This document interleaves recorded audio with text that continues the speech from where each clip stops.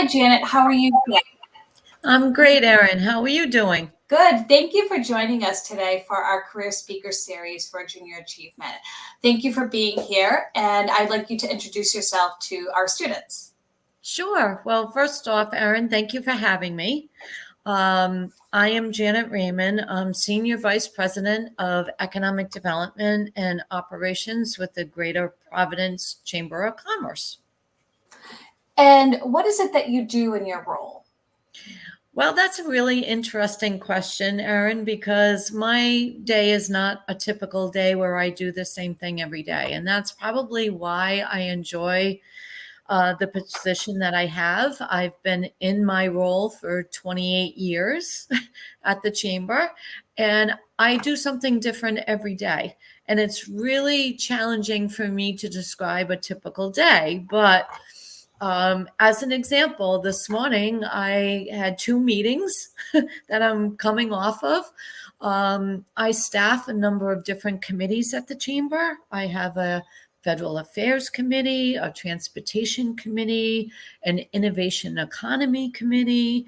I help out with our major events. I deal with our guest keynote speakers, all of the details that go around putting on events for the chamber. So it's really challenging for me to describe what a typical day in my life looks like. I'm responding to emails. I serve on a number of different committees myself, including Junior Achievement, and chairing the Education Committee for Junior Achievement. So it's really challenging for me to describe a typical day. Well, it sounds like you are very busy and you wear a lot of hats, so it's not the same thing every day. It's not Correct. kind of monotonous. You have different roles, and it sounds like every day is very interesting, and you get to meet with new people and talk with different people and move the mission along in what you do. Yes. Absolutely. And, it's been an interesting career pathway to how I ended up at the chamber and how I've been here so long. So again, I think my longevity has to do with the fact that I do something different every day.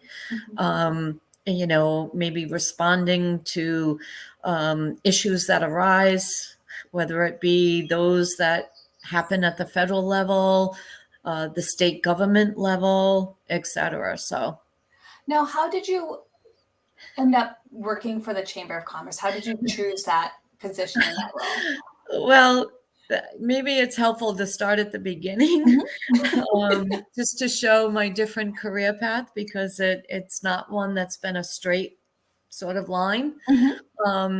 When I was in high school, I really enjoyed sewing, and I made my own clothes. And I went to the University of Rhode Island for my bachelor's degree, and I graduated in textiles, clothing, and related arts. So I really thought I would do something with that particular degree. And I thought maybe teaching, but when I got out of college, there was a real, not a lot of demand for teachers within that space.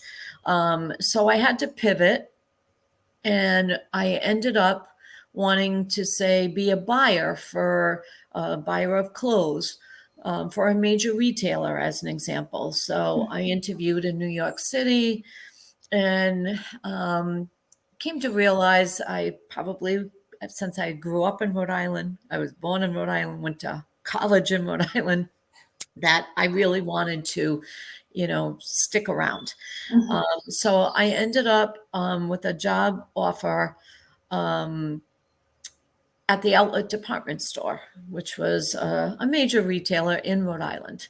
And so I ended up being a department manager for the children's department and the thrift department. And it was a very interesting experience.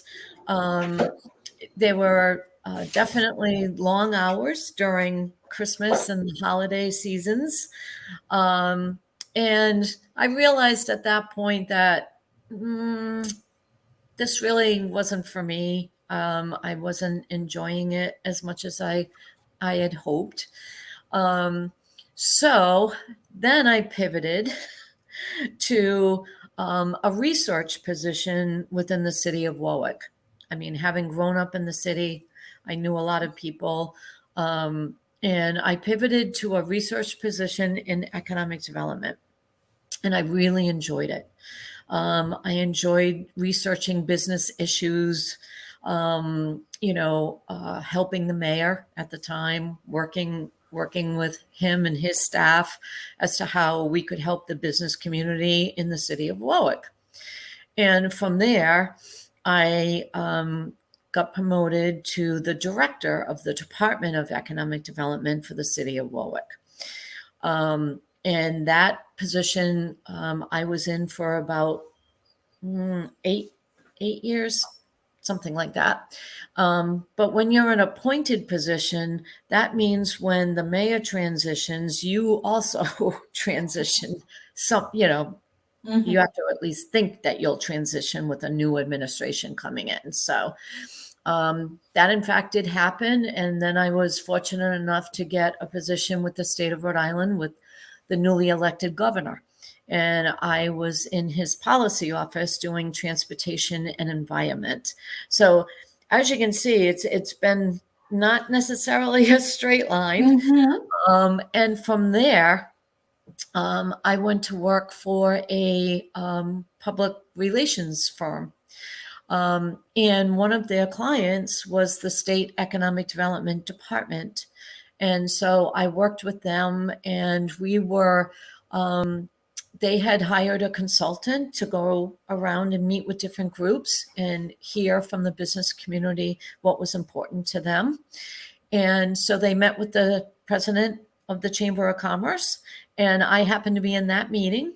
And the president mentioned, the chamber was just about to create a position for economic development. So I went back to my office and made a call and said I'd be interested. I applied, and fortunate for me, I got the position, and I've been in it ever since. So it's just, that was really an instance of being in the right place at the right time.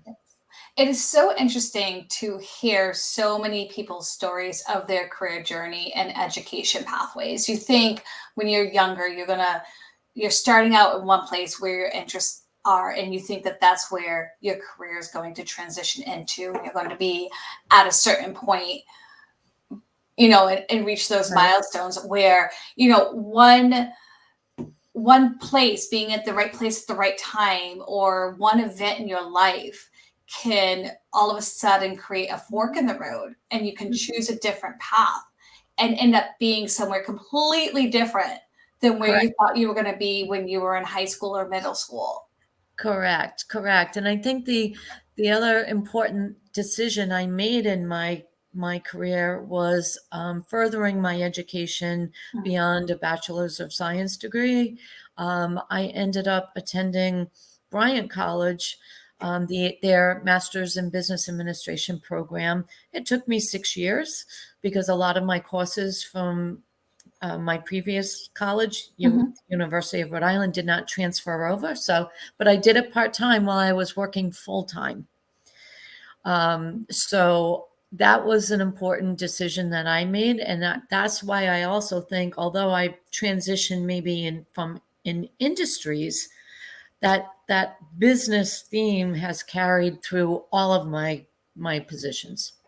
Yes, that is some great advice and information, Janet, for our young students. Thank you for sharing that.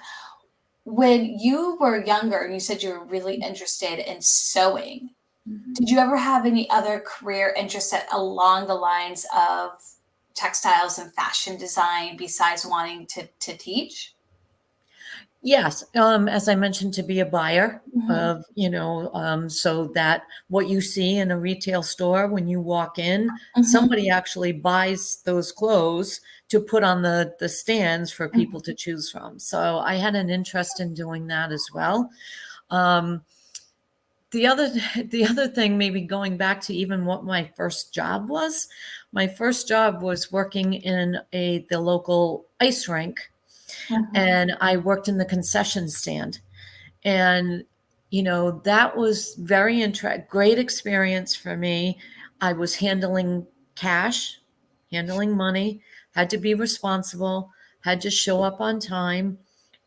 So, those are good traits for students to think about. So the more experience students can get working in various industries, and then my next job was friendly ice cream. So, I think the more you can get experience working in a field you think you may like is something I would highly recommend, because you may find out it's not the career path you wanted, and then pivoting pretty quickly. And my other advice is, there's going to be ups and downs in any career, and learn from those experiences, and just keep moving forward. That is such great advice and so important, Janet. And one thing I want to point out that I enjoy listening to you about is, with every job you had, from your first job to where you are now, you worked on developing the skills to get to where you are for the economic development piece, where you really started to understand the importance of finances and responsibility at a young age, that helped to build that foundation for where you are today. Where, you're a young kid, you don't think like, oh, working a cash register is important. I don't need to worry about these skills, but really it helps to develop that foundation for where you're going, whether it's, going into a position where it is economic development, or even as a teacher. It's those basic Correct. life skills that you will develop and you will learn over time. And the other thing that I think's been important, Erin, certainly in my career pathway, has been networking. Meeting people, and just networking, getting to know them, getting to know what they do in their particular company or career. And, I did a lot of that over my years, and still do. But it's really important to have a network, of career professionals that you can talk with and get advice, etc. What is one skill that you've had to develop that you didn't expect to have to develop in your role? So I think the one skill that I've developed is managing multiple priorities all at the same time.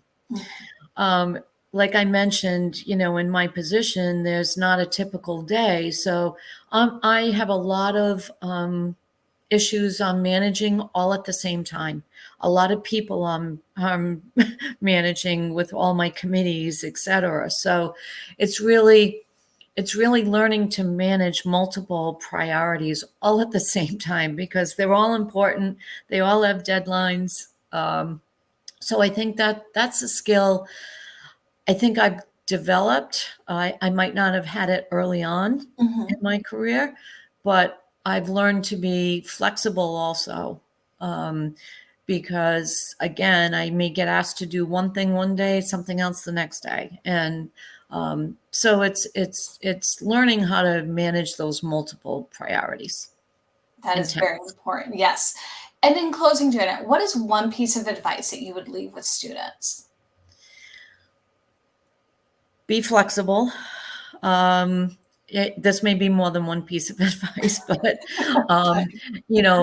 get your career experiences early on when you're in high school, and even eighth, and start thinking about it early, eighth, ninth grade, and